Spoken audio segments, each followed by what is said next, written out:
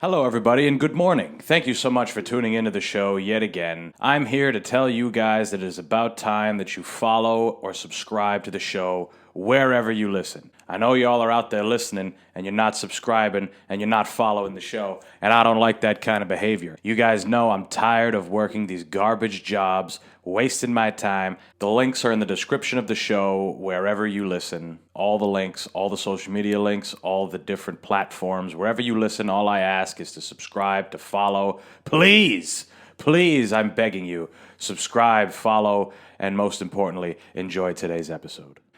Hello, everybody, and I have some phenomenal news. This is great. You guys are going to love this. Have you all heard of the show Selling Sunset? Right? I think it's on Netflix or it's on one of these shows. It's basically a show, and there's plenty of other shows like this. They have, Kendra Sells Whatever, and all these, HGTV shows where real estate agents are living in this concentrated area. And for Sunset, it's a Sunset Boulevard in California, where real estate's hot. Real estate is hot. Sunset, California, where there are homeless people strewn about the streets, where you can steal things. You can actually legally steal things. Like, people can catch you stealing as long as it's not 3 times. So that is good. But beside the point, one of these shows has contacted me. That's right. A guy that has zero real estate experience is going to be in charge. It's going to be the new season. It's called Selling the Virgin Islands. Now, it's a little different, right? It is a little bit different because they are islands, right? And they are, it's a more condensed market, if you will. An island's a big investment, I mean, there are some islands that you can get for cheap, but if you're going to buy one of the Virgin Islands, I mean, you better bring that checkbook, baby. You got to be something Silicon Valley, Wall Street, a combination of the two. And they're allowing me to market it on my podcast. Now, I have 2 beautiful islands right in the midst of the deep blue. And they're called St. James and Little St. James, right? You guys may have heard of them, but they are stacked. They are absolutely stacked. A fellow by, I think it was Jeffrey who used to live there. Jeffrey and his lady friend, Miss Maxwell. Yes, that's what it was. It was Jeffrey Epstein and Ghislaine's Maxwell's couple islands that they had where they ran their little agency.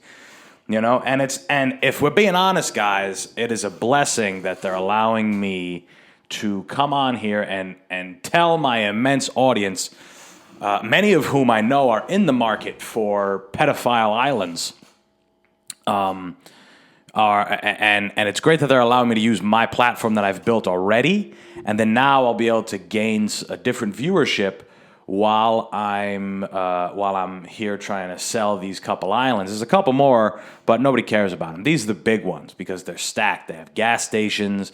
They got hotels. They're ready to go. You can make some money on these islands. Contrary to popular belief, an island will give you some power that maybe you've never had before.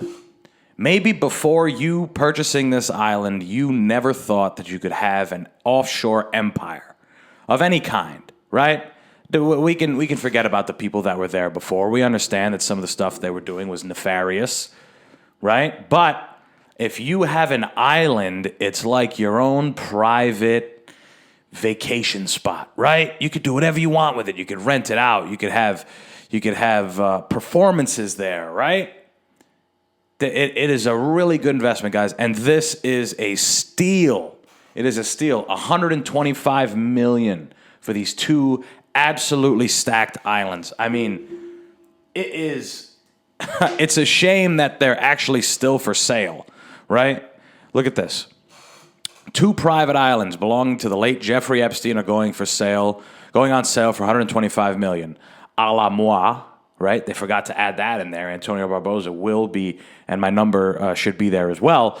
But he will be. I will be selling these islands, like I said, selling the Virgin Islands is the new show on Netflix. It's the spinoff of Selling Sunset, and they want me. They want me of all people. I mean, I've never sold a thing in my life. Actually, when I was a kid, I used to work for this knife selling company, and I sold my aunt a $1,200 set of knives. But other than that, I haven't done much, you know? And I mean, no one in my family has the money for this. I know some of you guys do. I know I got some big players who listen to this fucking thing. High rollers. 125 mil is a drop in the bucket for an investment like this, guys. The islands, Great St. James and Little St. James, are among the U.S. Virgin Islands. The former is largely and naturally untouched. All right. So the big one, you can kind of do whatever you want, right? You can invite people for a Woodstock, like a legitimate Woodstock, right? Where everybody can come and take drugs, and we have monstrous crowds and monstrous performers. Everybody has a good fucking time. Everyone can jump in the water and kill themselves if they all fucking want to, because you're so far away. You're so outside of the law. You can do whatever you want. It's almost like it was meant for that. It was almost like these two islands were meant to have these wild, high-level parties with these really high-ranking people involved. It was almost like they were built for that. So, I mean, I guess that's kind of the target audience I'm going for here. That's my target. That's my bread and butter. I need to find some of these high-level people that are interested in this. And that's going to be the fun of the show, man. It's going to be great. And then the latter, which is the small one, now this is the steal, right? I mean, both of them together, they're going for $125 million. Right, $125 million is a fucking steal, especially. So the first one, it's much bigger, and you can do whatever the fuck you want. You can invest. I know $125 million ain't much. I know it's not much. You can drop another $100 million on that one island and have it be its own resort. You can have an offshore brothel if you wanted, you know, with women of age, right? You could do that. But the latter one, this is where you're getting the most bang for your buck. The smaller one has a helipad, a gas station, a living compound, a gym, 4 guest houses, 3 private beaches, 2 pools, and more. My goodness. Let me tell you guys about the more. They have 3 massage parlors. 3 massage parlors where the masseuses actually are allowed to live there. It is a steal. They're allowed to live there. They don't. The only contact they have with home is when the postal service. You have your own postal service that shows up once a month, and they take all your letters and they go in a boat all the way back to the U.S. and they send them out. And that's the only contact they have with their family. But at least they have it, right? But they do have their own phones. They have their own phones because there is a antenna. There's an antenna there for phones that are specifically on a plan that are for these islands, right? So it's called Little St. James PCS. That's what it is. And all those phones, yes, they're tapped, and yes, you can only call so many numbers, and you can only be on it for so long. But at least the masseuses in between customers, they're able to do that. So they got the massage parlors. What else do they got? They got spas, right? They got plenty of spas with a phenomenal staff. A lovely, lovely. Like, this place is set to go. This place is set to, you could do literally anything on these islands. Like, it is, and it is great for employment. Great for employment. A lot of the people in the Virgin Islands, in the area, in the surrounding areas, they don't have a lot of opportunity. And age doesn't matter here at Little St. James and Great St. James. You know, put a soccer field on the big island. Fuck it. You can do whatever you want, man. You're out in the middle of the fucking ocean. What else? The sale proceeds will go to paying off lawsuits and fines, and I get a little bit of commission there, and general upkeep of the Epstein estate. See, so it's going to a good cause. It's going to a good cause. Whatever, the $125 million are going to go to clearing a man's name who was just having a little fun. He was having a little fun, and it just so happened that the prosecutors accused Epstein of bringing young girls as young as 11 to the islands and sexually assaulting them. Now that's not good, right? That he probably shouldn't have done. But that's not all the island was used for, was it? Was it? I don't know if it was. I don't think it was. That's not what they told me. When they gave me the sales briefing, they said that the island was owned, yes, by Epstein and Maxwell, and yes, they did have underage children there, and yes, they were sexually assaulted, but they said they had meetings. They had, they had a regatta one year. They had a real fun regatta. Oh, man, a regatta? I'm always down for a boat race. Come on, right off the coast of the Virgin Islands, a boat race, right on the beach. They got the little tiki huts on the beach, nice little pina colada frozen. Oh, come on. Come on, don't tell me that's not a good time. It wasn't all bad. So, guys, that's my news. I mean, the show, we're still going to be doing the podcast, of course. Number one is the podcast. But my little side gig, I will be on selling the U.S. Virgin Islands. Again, brand new real estate show on Netflix. It is a spinoff of Selling Sunset, but I will be doing it all to myself. It's going to be great, guys. It's going to be great. So if you or anyone you know that's in the market for a couple islands, stacked. If you know somebody who has an eye for investing, an eye for real estate, I mean, this is as good of a steal as you can get. Think about the feet. Think about the feet that have walked on there, on those places. High-level people we won't even ever know about because of how legit and how cool it is to just have your own island. Awesome. And it's great that they're allowing me to portray what's going on the show. They're going to let me market it through here. Which is nice. It's nice, you know. Selling the Epstein Islands. What else? Do you think they'll be selling his other shit? Like, I'm sure he had more stuff, right? I haven't seen any news on whether or not they're selling some other shit of his. But, do you think they'll be, like, you could buy Epstein's couch? It's just a cool $3,000 couch, real leather, cowhide. It's legit. This is a good couch. They should have a show called Selling Epstein. Why not? Think about all the lawsuits he's got. $125 million isn't going to cover it. It's not going to cover it. He fucked a lot of kids. He got a lot of people in trouble. He could get even more people in trouble. It's dicey. They should just have a show called Selling Epstein where they sell everything that is not in the will. Right? Did he even prepare a will? Who knows? But they should have just a big Epstein estate sale, and they should live stream it somewhere. They should. I mean, I have these fucking ideas, and my God, nobody is. I got these ideas for free. They are. I like. It's insane to me that nobody has already, like the nuke pills. The nuke pills, that would be a phenomenal sponsor. Listen, www.nukepills.com. Please contact me. I am serious. I want to have a legitimate sponsorship with you guys. This would be great. This would be awesome. And then I can cross-pollinate, right, on selling the U.S. Virgin Islands. And I can say, hey, this is a great safe spot for the nukes, right? You have your own island, but you never know. Right? You never know. So let's take these and you might just want to be safe, right? Potassium iodide, you might just want to be safe from radiation, safe from all that shit, It makes sense. I think they go hand in hand.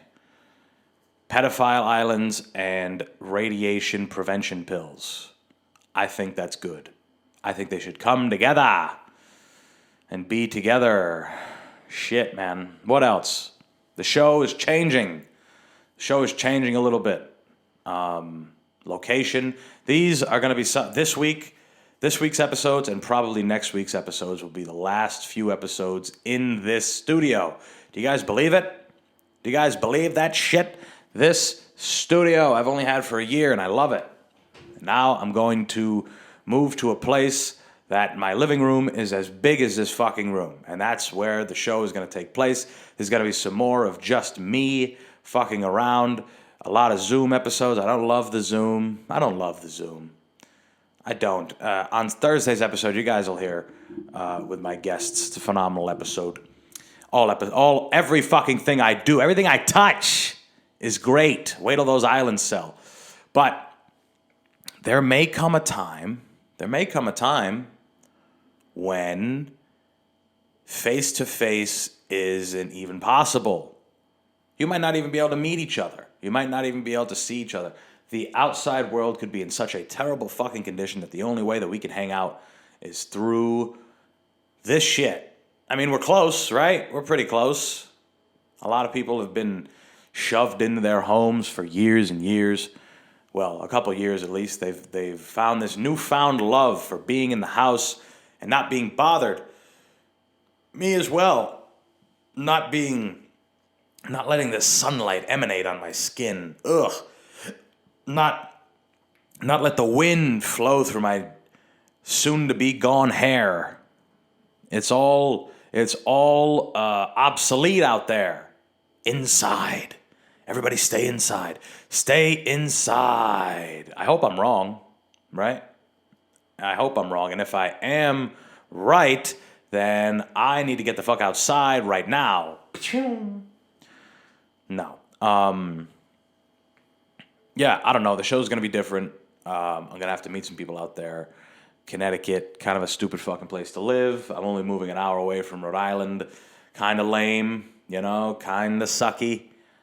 New York is obviously where my heart is. But who gives a fuck about any of that? Speaking of having people stuck in the house, I read something else I wanted to bring up to you guys, which is nice, right? I like this. I love when I hear negative news about something that isn't in the mainstream, right? Non-mainstream negative stories are great because they're usually more important than the mainstream ones, right? Don't get me wrong. World War III, pretty bad. COVID, But you know what I'm saying? Like, the mainstream stuff is just to keep people excited, right? And they're negative, right? Most of it is negative on the mainstream. But when you get a little side story, right? It's just like you're in GTA and you meet a character and he's like, hey, man, we got to go do this. And you have some crazy mission. We got a lot of fun playing it. And you wouldn't have known if you didn't notice that little side thing, you know? If you didn't go over to that little dot and make it happen. And now we have something fun. Students struggle post-remote school. That's a nice headline. I like that. Students' test scores indicate that most haven't overcome learning losses from remote schooling during the pandemic. So you mean to tell me that children sitting in their house all by themselves, if they... maybe not all by themselves. Well, maybe all by themselves, you know, because there's a lot of guardians that are busy, right? They're busy either at work or they're busy doing their shit during the day or they're just neglectful and they don't give a fuck about the kids. So take those kids, right? Take that last group and you put them in school. They don't care already. People whose family and their guardians don't give a fuck about them, when they go to school, they usually don't give a fuck. Now, don't get me wrong. Some of them are like, this is the best place. This is way better than home. Doesn't mean that they're going to try. Doesn't mean that they are going to get any, what they call in schools, smarter, which they judge based on memorization, right? Can you memorize more stuff than this guy and then regurgitate it using... the fancier the words you use to regurgitate the shit that the teachers have been drilling into your fucking head for months and months and months determines how smart you are in school, right? That's pretty much what it is. So if you take a kid whose guardians suck, whose parents suck, whoever fucking is taking care of him doesn't give a fuck about him, and you put him in school, a lot of the time they don't care. And they're in the environment. They're in the place where they're supposed to pay attention to the teacher. They got other kids in the class. It's supposed to be like a herd thing, right? It's supposed to be like an environment thing. All right, they're paying attention. Maybe I should pay attention. They're acting like assholes. Maybe I should act like an asshole. This kid doesn't care. He is not, and it's easy, but it is easier to act like an asshole, you know? So if you already don't care, then there's a good chance that. So now if you take that kid and now he's doing the work at home, and he's probably doing it alone, right? He's probably, or he or she, the child probably has, parents that work, but two parents that work all day, and maybe they're watched by their aunt or their grandparents who are fucking too busy. And that's like best case. That's best case. I'm thinking there's even worse scenarios where there's kids who don't even see their fucking parents because they're out doing fucked up shit, or maybe they work too much to support their ass. So it's really a big cycle, right? It's a big, disgusting cycle of, okay, I'm going to have kids, but now I need to work like an asshole and to support them, and I'll never see them, and I'll never make an impression. The only impression I'll leave on them is how busy I was when they all they asked was to help with their homework. Mom, it's a pandemic. I can't see any of my friends. I can't go to school. Could you? No, I have to go to work for you. But Mom, I need you today. No. Do you want to eat? Well, then too fucking bad. I'm going to work. That's what it is. So you take that kid, which is the worst scenario, right? You take that kid who has a shitty upbringing and you put him at home to do shit on his own. Good luck. Good luck. Ask any kid in college before any of this shit happened if their remote classes went well. Ask them. And they're going to say, I don't have the motivation to do it, man. I don't. I need a teacher. I need a teacher to talk, and I need to sit there. I need to be held accountable, man. I can't do it. I can't do it all on my own. So, and that's a kid that society has said is ready to be an adult, right? Is ready to live in a world where nobody tells you what to do, except for when you're at work and you're doing your 8-hour. And even then, you can just leave, right? You can say, hey, this guy's telling me what to do, but I don't give a fuck, right? You can make your own decisions. And the kid that's in college a few years ago, before any pandemic was even ever heard of, and was taking an online course, and when they say, oh, man, I failed, it's supposed to be the easiest shit in the world. You're supposed to be able to sit in your pajamas, fuck around, smoke a joint, you can play video games, you do your work at home whenever you want. That's supposed to be good. That's supposed to be a good thing. But we as people are so disgustingly institutionalized that if we are not in a physical place being told by a subordinate, hey, we got to do this, we got to hit these numbers, today we got to work on this stuff, we got to really crack down, oh, tomorrow is going to be an easy day, we can take a half day. If people don't have that, they don't know what to do. That's grown people. That's adult people. That's people that we consider to be adults in society. 18 plus, right? 18. But once you get out of high school is supposed to be your last time where you have a adult figure actively trying to watch you succeed, right? Most of them are trying to. That's where you have that's the last time where you have the highest density of adults that are trying to get you to the next step, whether it be employment after high school or a trade or the military or college or something else. Whatever it is, that's what they're trying to get you to. And they all have more or less a vested interest in most students. Not all of them, but some of them, right? Not even most. Maybe a select few at the top of the class. They really try. But nonetheless, high school teachers stay on you. They're like your parents, right? You spend almost as much time in school as you do at home. You probably do more, especially when you're growing up, right? Then when you go to college, it kind of drops off. Maybe half of your teachers care, half of your counselors care. The other half, they don't give a fuck. It's a job. They know that they've had plenty of people come in and come out without a degree, and it doesn't matter. It doesn't affect them. They're going to be fine either way. It doesn't matter if you get the material or not. So, and then from there, it's like, all right, now nobody gives a fuck. Now nobody cares. Now the only people that care about your success is maybe if you have a good mentor, maybe you have some good coworkers, depending on the line of work you're in.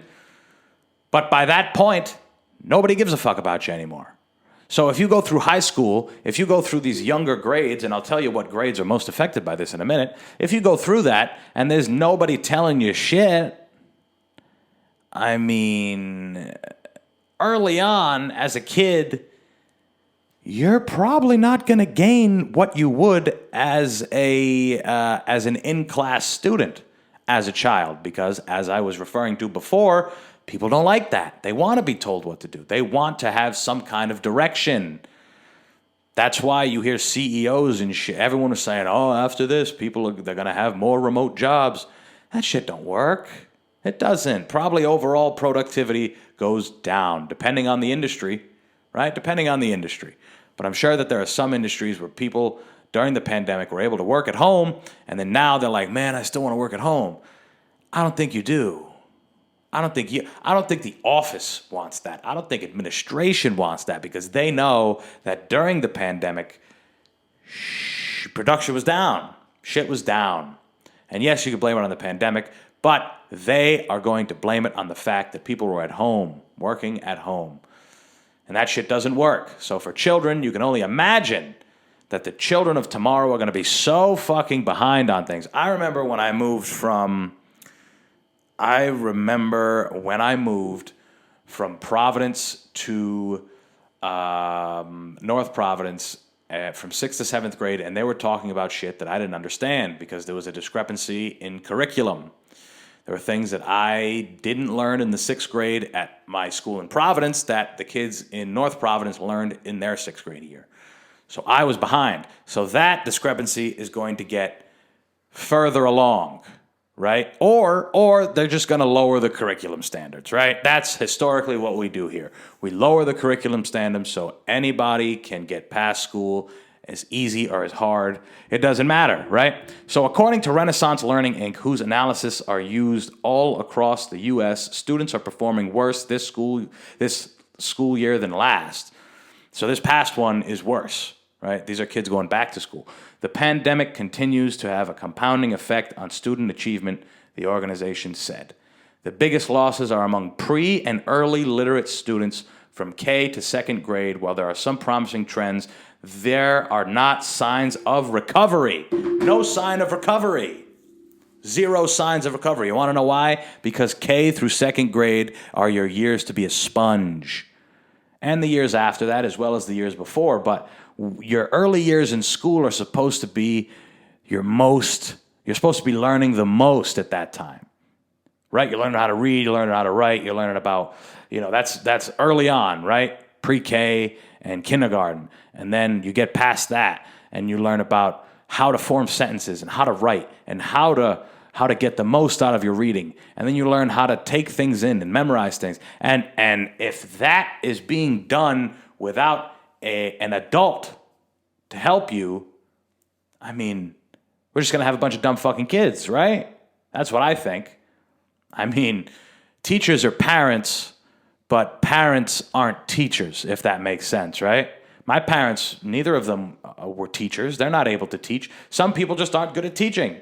Some people can just do, and they know how to do it themselves, but they can't convey the right way to do it to the person, right? Whether it be a kid, whether it be a pupil, whoever the fuck, right? They aren't able to do it for some strange reason, and the parents aren't able to get how many kids there are across the world that are sitting at a table with their dad right now, their dad who hasn't been in a school in 20 years, 25 years, right? Their dad who right out of high school maybe they didn't even finish high school, right? Maybe they haven't looked at the material that you're working on as a 6th grade kid in ages. They have no clue what the fuck is going on. And they have to try their best to convey. Or they know what's going on, but it has been so long. Shit they haven't used. Do you think a 50-year-old man is going to know anything about the Pythagorean theorem? A 50-year-old man that has shit going on. Not some white, hey, I'm Bob. I remember when I was I'm talking about a dad who works on a construction site. Or a dad who is he works overnight somewhere. Like, that guy doesn't give a fuck. He works and he comes home and he plays with his kids. But once they ask him a goddamn question, you better get the fuck out of the way. You better get the fuck out of the way, because they are going to expect so much more from you. They're going to expect so much more from you as a man, as an adult man. They are going to body you at that kitchen table when you don't know how to do 5 times 6. When you have done long division, the same long division problems, 12 times a piece, the dads right now are ready to put their heads through walls. Dads right now who are in this situation dealing with their dumbass kid who just did a year and a half on the computer, who just did school a year and a half on the computer. They are ready to jump through a fucking window trying to teach them about limericks or metaphors. They are rethinking every decision that they have ever made in their goddamn life that brought them to this position, that they're sitting across from a mini version of them that cannot grasp the simple concept of World War I. Do you understand that? So, of course, doing school at home as a fucking small child is a terrible idea, and who knows if they will ever recover. However, they are young enough, that age group is young enough to learn all the new shit that is coming, right? They could just push all that bullshit to the side and say, hey, this is how you program a whatever in the multiverse, in the metaverse. This is what you'll need to know how to do. Classes, maybe they'll be replaced. Maybe these bullshit classes will be replaced with other ones. Ones that maybe are a little more, practical to the times. You know, everybody's still learning about the same shit. Everybody is still learning about the same goddamn things all the time. It's boring. Maybe the metaverse will usher in some new topics to learn about. People still asking about philosophy, and people are still learning about E equals MC squared and Y equals MX plus B. People learning about the Vietnam War the wrong way. Everybody's just learning about the same regurgitated bullshit for ages, and it's all just nonsense. Because when you go and you do your own research on it, you understand that you've been fed a crock of shit. In terms of history, right? I'm kind of alluring to history. History is taught terribly, right? Obviously, math and science, that shit. Science changes and math changes, but the shit you learn in school, it's going to be the same shit forever, right? There's not going to be some new thing. Aha, here's a new way to find the area of a line. No, it's it. It's done. It's been figured out. Learn it. Get past it. That's it. That's what school is. You learn it, you get past it, you throw it in the back of your mind, and then one day you can be an aggravated adult sitting at the kitchen table with your kid with no clue on how to teach them anything because you're a plumber, because you drive a truck, right? You're a nurse, you're a fucking cook, you're something that has nothing, and you haven't been in a school in ages. And even if you have, right, even a white-collar fucking dad who's been at his office job for fucking 20 years right out of high school or right out of college, that guy probably has a very, very minimal grasp on the shit that a kid in some of these grades are learning, you know? I don't know. That's, it's promising though, right? It's promising that it's not promising, right? It's good that the young children of today who are going to be the adults of tomorrow don't know shit. I like that. I like it, and I think that at-home schooling, like I said, who knows? Maybe the outside world will be inhabitable, and we'll have to do everything inside, and everybody will just be dumber. We'll be dumber. People will have atrophied muscles because nobody does anything, and we'll be good.